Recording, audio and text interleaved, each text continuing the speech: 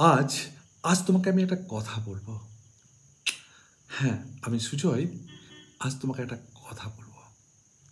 একলা পথ যদি হয় অন্ধকার, তবুও হাঁট, তবুও হাঁটো। পাশে কেউ নেই, চিন্তা করিস না, আলো তোর মধ্যেই আছে। তোর পাশে কেউ না থাকলেও তুই একাই হাঁট, তুই একাই হাঁট।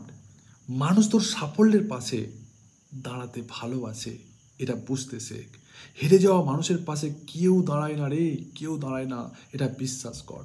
কিন্তু তুই সেই আলো যেটা অন্ধকারেও নিজের পথ তৈরি করে।